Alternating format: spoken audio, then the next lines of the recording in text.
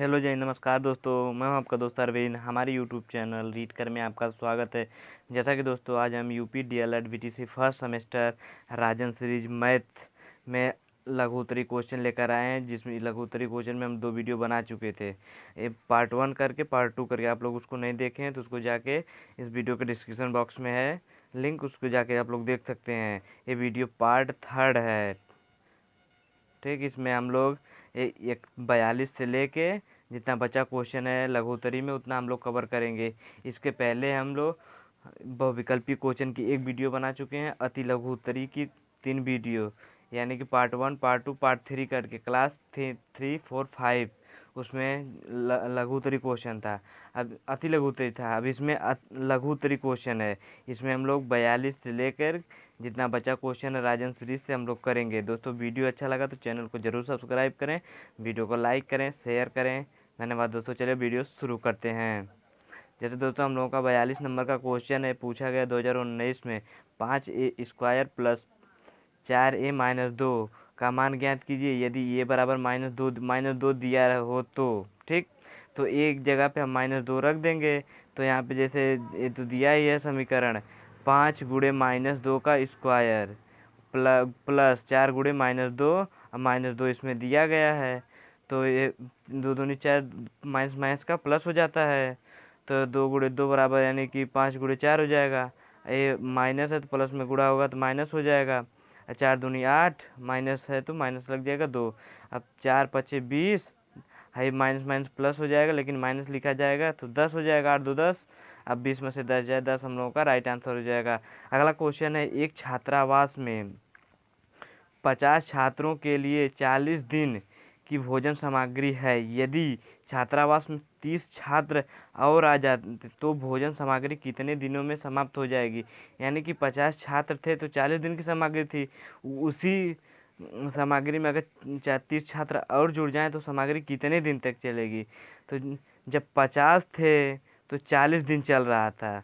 अब 50 30 और आ गए, 80 हो गए तो कितना दिन चलेगा। तो हम लोग लिख देंगे 80/50 समानुपात 50/x। अब समीकरण बन गया हम लोगों का, अंदर का अंदर गुणा बाहर का बाहर, इस तरीके से होता है। नहीं तो इस तरह कर देते हैं हम लोग, 80/50 x/40, इस तरीके से हम लोग कर देते हैं। हम लोग करके 40 का 50 का गुणा 40 में कर दें, 80 का गुणा x में। ठीक है, अब अगला आगे हम लोग इसको 80x और फिर बराबर 50 गुणे 40 कर देंगे। तो फिर 80 को हम लोग नीचे लाएंगे। दोस्तों यहाँ पे कैलकुलेशन इसमें गलत कर दिया है, तो जैसे हम लोग हल कर सकते हैं, जैसे 50 गुणे 40 यानी कि 2 जीरो, इस तरीके से हो जाएगा। 4 और 4 पच्चे 20, ठीक, 2000 और फिर बटा 80। हम लोग 8 जो फिर इसको काटेंगे, 8 दूनी 16, कितना बचा, 8 पचे 40। ठीक, तो हम लोगों का 25 राइट आंसर हो जाएगा। यहाँ 40 रहेगा, 50 नहीं। अगला क्वेश्चन हम लोगों का दिया है, राम ने 300 रुपये में एक रेडियो खरीदा, वह उसे कितने रुपए में बेचे कि उसे 20% का लाभ हो। पहले 300 में वो एक रेडियो खरीदता है, उसे कितने रुपए में बेच सकता है कि उसे 20% का लाभ।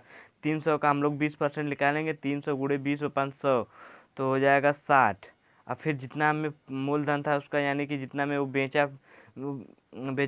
रेडियो को खरीदा। ठीक, अब उसमें हम लोग जितना परसेंट उसका निकला उसमें जोड़ देंगे, 360 हो जाएगा। 300 में 60 जोड़ देंगे। तो अगला क्वेश्चन है हम लोगों का, क्वेश्चन पूछ रहा है 45 नंबर, अभाज्य संख्या तथा संयुक्त रेखाएं किन्हें कहते हैं। तो अभाज्य संख्या हम लोग हेडिंग डाल के, वे संख्याएं जिनमें उस संख्या के अतिरिक्त केवल एक का पूरा पूरा भाग जाता हो तथा अन्य किसी का भाग पूरा पूरा भाग नहीं जाता है, उन्हें अभाज्य संख्या कहते हैं। जैसे 2 3 5 7 11 13 आदि, इसी संख्या को हम लोग अभाज्य संख्या कहते हैं। विद्यार्थी ध्यान दें, जैसे 9 और 15 अभाज्य संख्या में नहीं है, क्योंकि इसमें 9 और 15 का भाज्य 3 और 5 है, इसलिए 9 15 अभाज्य संख्याएं नहीं आती हैं। अब अगला हम लोग संयुक्त संख्या हेडिंग डाल के उसमें लिख सकते हैं, ऐसी संख्याएं जिनके गुणनखंड की संख्या 2 अथवा 2 से अधिक संयुक्त संख्या कहलाती हैं। जैसे 4, 6, 8, इसमें 2 से अधिक है, जैसे 2 में 2 4 हो जाएगा। अब फिर 3 गुणे 2 कर देंगे इस तरीके से।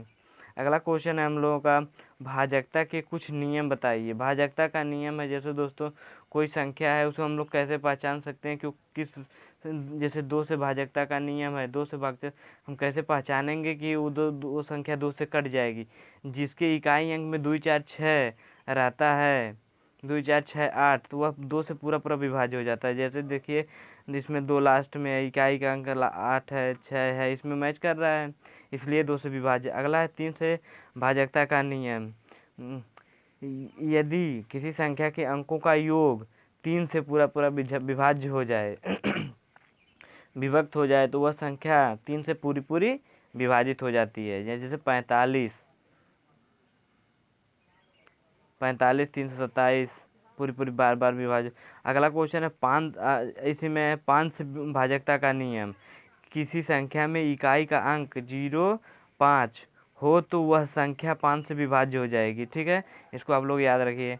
अब 6 से विभाजकता का नियम क्या है? भाजकता का नियम, 6 के गुणनखंड 2 और 3 हैं, अतः जो संख्या 2 और 3 से कट जाएगी वह संख्या 6 से पूरी पूरी विभाज्य हो सकती है। 2 और 3 दोनों से भाजकता की जांच कर लेना आवश्यक है। अगला क्वेश्चन हम लोगों से पूछ रहा है, सलमा अपनी बहन रेशिमा से 10 वर्ष बड़ी है। 4 वर्ष पहले सलमा की आयु रेशमा की आयु की दोगुनी है। सलमा और रेशमा की वर्तमान आयु ज्ञात कीजिए।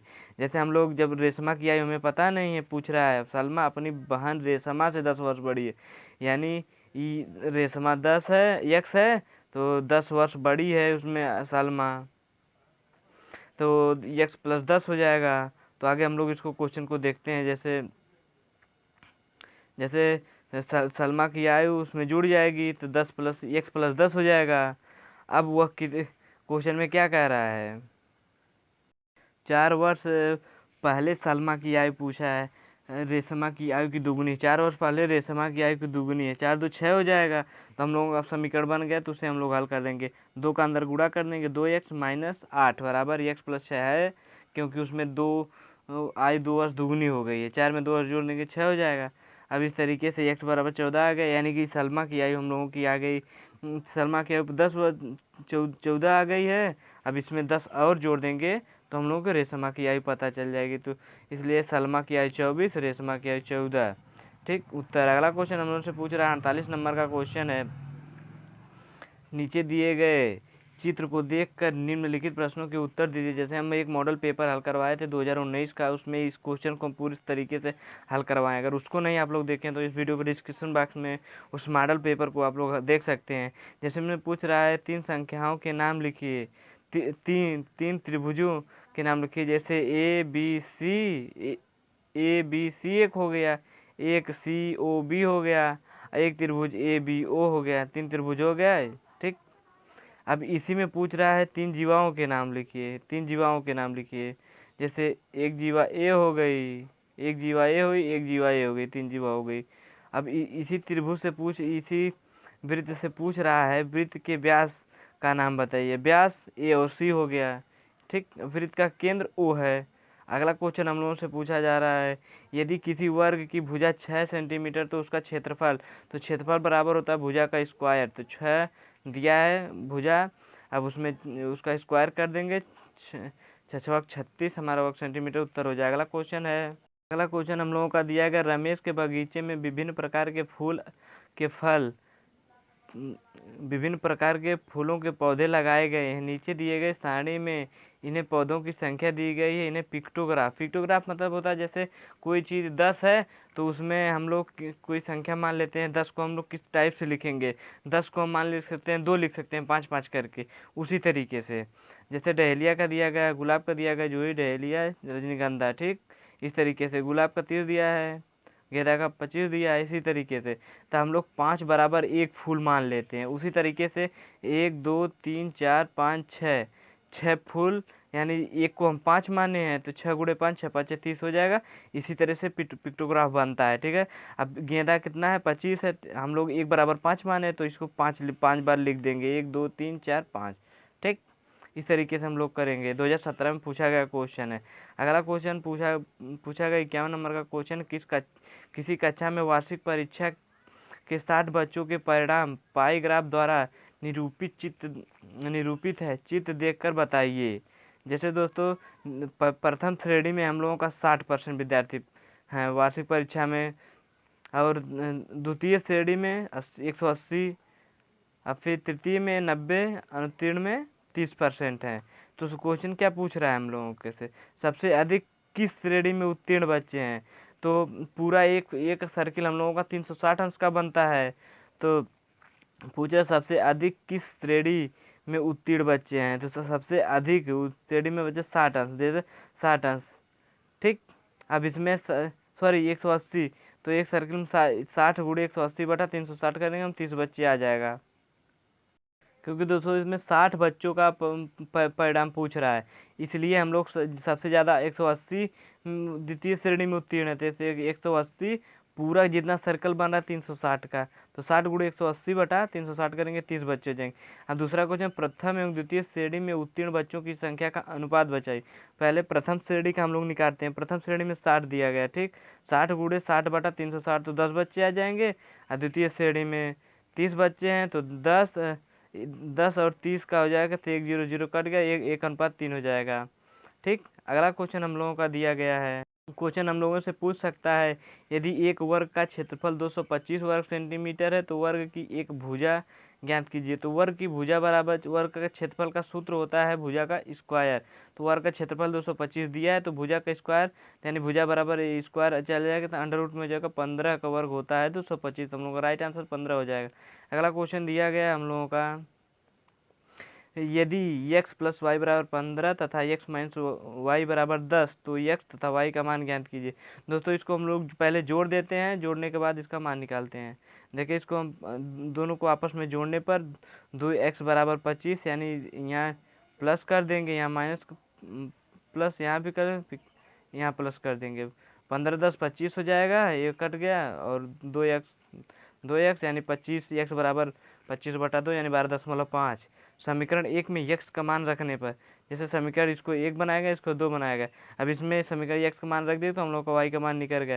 जैसे y का मान हम लोगों का आ गया 2.5 वहाँ पे समीकरण 1 में रखने पर, तो x का मान ये हो गया, y का मान ये हो गया, तो हम लोग का राइट आंसर यही हो जाएगा। अगला क्वेश्चन दिया गया, क्वेश्चन पूछ रहा है x + y = 6 तथा x गुणे y = 5, तो x तथा y का मान सेम उसी प्रकार से हम लोग निकाल सकते हैं। जैसे इसमें हम लोग पक्षांतर कर देंगे, इसको y को इधर कर देंगे तो 5/y हो जाएगा, तो x का मान यहीं से निकल गया।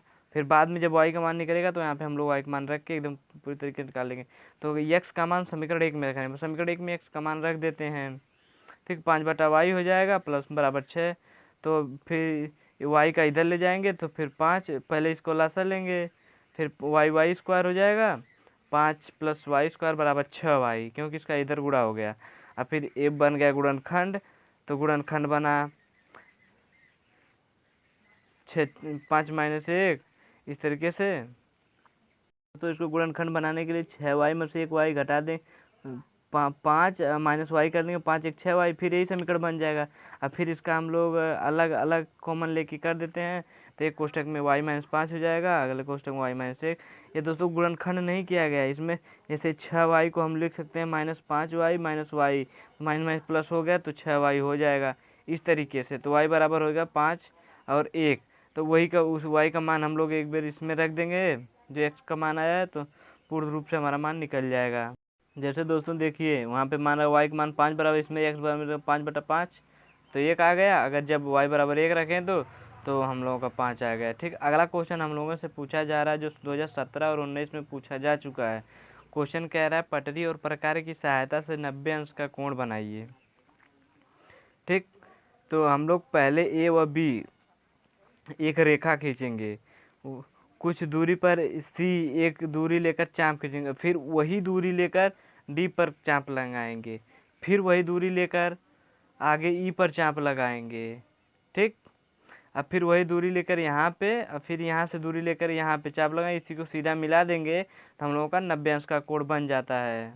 इसमें दिया है हम लोग रचना कैसे कर सकते हैं। सर्वप्रथम ए बी एक रेखा खींची जैसे हम बताएं, एवं बी के बिंदु ए को केंद्र मानकर प्रकार की सहायता से कुछ दूरी लेकर एक चाप लगाया जाएगा, चाप लगाया जाएगा। ठीक, ए वो बी को सी पर काटता है, बिंदु सी को केंद्र मानकर वही दूरी लेकर पुनः एक चाप लगाने से जो पहले डी पर काटता था, फिर अब डी को केंद्र मानकर वही दूसरी दूरी लेकर ई पर काटे, फिर डी व ई को केंद्र मानकर दो चाप लगाएं जो एक दूसरे को एफ पर काटे। जैसे दोस्तों यहाँ पे एफ काट रहा है ऊपर यहाँ पे।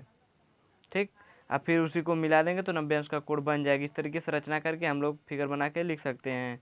अगला क्वेश्चन पूछा जाएगा 56 नंबर का क्वेश्चन है, विभिन्न भिन्न से संबंधित सामान्य तथ्य लिखिए। भिन्न क्या होती है उसी के बारे में लिखना है। जब हर और अंश बराबर हो तो भिन्न का मान 1 होता है। किस भिन्न का मान 0 होता है? किसी भिन्न का मान 0 हो जब उसका अंश 0 होता है। जब ऊपर का मान 0 होगा तो नीचे कोई भी संख्या रहेगी वो 0 हो जाएगा। अगला क्वेश्चन है, इसमें अगली पॉइंट है, यदि भिन्न के अंश तथा हर के को समान अंश से गुणा किया जाए तो भिन्न का मान वही रहता है। जब दो भिन्न के हर समान हो तो बड़े अंश वाली भिन्न बड़ी होती है, समान अंश वाली भिन्न को कम हर वाली भिन्न बड़ी होती है। ठीक, अब लोग इसको याद रखिए। सरलीकरण में सबसे पहले कोष्टक का, फिर भाग, फिर गुणा, फिर अंत में माइनस प्लस और माइनस करते हैं। इस तरीके से हम लोग लिख सकते हैं। तो वीडियो में कमेंट करें ज़रूर, और वीडियो को लाइक करें, शेयर करें अपने दोस्तों के साथ। अगला क्वेश्चन हम लोगों को 57 नंबर का क्वेश्चन दिया गया है, -1/8 भागे 3/4 इस तरीके से दिया गया है। तो हम लोग इसको हल करते हैं। इसमें 2 क्वेश्चन दिया गया है, 2015 में पूछा गया क्वेश्चन है। तो पहले हम लोग पहला क्वेश्चन -1/8 भागे 3/4 को हल करते हैं।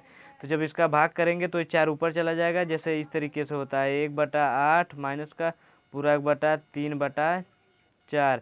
तो अंदर का अंदर गुणा, बाहर का बाहर गुणा होता है। उसी तरीके से तो हम लोग का राइट आंसर -1/6 आ जाएगा। अगला 7/12 भागे -2/3। तो इसको हम लोग करेंगे तो 3 ऊपर चला जाएगा, 2 नीचे आ जाएगा। -7/12 गुणे 3/2। तो 3 चौका 12, 4 दूनी 8, 7/8 हम लोग का राइट आंसर माइनस प्लस हो जाएगा। अगला क्वेश्चन हम लोगों का दिया है 500 का 3 वर्ष का रुपया 500 का 3 वर्ष का 12% वार्षिक ब्याज की दर से साधारण ब्याज क्या होता है? तो साधारण ब्याज का हम लोगों को सूत्र होता है मूलधन गुणे दर गुणे समय बटा 100। ठीक, हम लोगों का मूलधन कितना दिया है 500, समय कितना दिया 3 वर्ष, दर कितना 12%। सेम उसी से 3 गुणे 500 गुणे 12 बटा 100। तो 1 0 2 0 2 0 कट गया, इसमें गुणा करने 12×5 60, 60×3 180 हम लोगों का राइट आंसर हो जाएगा। अगला क्वेश्चन दिया गया हम लोगों का क्वेश्चन है जो 2019 में पूछा जा चुका है। हम 2019 के मॉडल पेपर में इसको हल करवाए हैं। -18 माइनस बड़ा कोष्टक 14, और फिर मझला कोष्टक 16 -18 -5।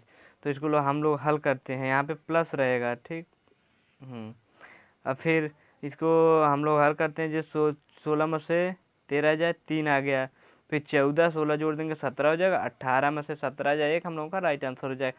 अगला क्वेश्चन दिया है -5 माइनस, फिर माइनस कोष्टक में 45 भागे माइनस कोष्टक में 15 प्लस कोष्टक में 3 गुणे 5 को सरल कीजिए। तो इसको पहले हम लोग कोष्टक हटा लेते हैं, इसका वाला माइनस प्लस हो जाएगा। -5 प्लस 45 गुणे भागे 15 दिया है तो 1/15 माइनस 15 है। ठीक, अब फिर इसको हम लोग कर दें 15 3 45, तो -3 प्लस -15 हो जाएगा। अब हम लोग इसको जोड़ देते हैं तो ये माइनस प्लस हो जाएगा 7, 15 7 23 राइट आंसर हो जाएगा। अगला क्वेश्चन हम लोगों का दिया गया है यक्स कोष्टक में y minus z plus y कोष्टक में z minus x plus z कोष्टक में एक्स माइनस वाई को सरल कीजिए। तो इसको जब ये कोष्टक हम लोग हटाएं, गुणा करेंगे अंदर। ठीक, एक्स का गुणा किए तो X Y X minus X Z, और फिर उसका वाई का गुणा करेंगे तो Y Z minus X Y. तो ये आपस में एक दूसरे से, देखिए यहाँ एक्स वाई है और यहाँ एक्स वाई है, ये कट गया। और फिर एक्स जेड है, एक्स जेड यहाँ से एक्स वाई जेड कट गया, तो मान 0 हो जाएगा। घट जाता है, कटता नहीं घटता है। ठीक, अगला क्वेश्चन है। क्वेश्चन हम लोगों का दिया गया है, एक साइकिल का साइकिल 1800 रुपये में बेचने पर 10% की हानि हुई, साइकिल का क्रय मूल्य क्या होगा? तो बेचने की कीमत कितना थी? 1800, हानि कितना हुई? 10%, यानी हमें 90% का मान निकालना है। साइकिल का क्रय मूल्य कितना है? तो यक्स का 90% हो जाएगा, 10% तो हानि हो गई, 90 बचा है। तो यक्स का 90% अपान 100 बराबर 1800। तो एक्स बराबर हो जाएगा 1800 गुणे 100/90। तो 1 जीरो से 1 जीरो कट गया, 9 दूनी 18, यानी 2000 हो जाएगा हम लोगों को एक्स बराबर राइट आंसर। ठीक, अगला क्वेश्चन हम लोगों का दिया गया है, एक परीक्षा में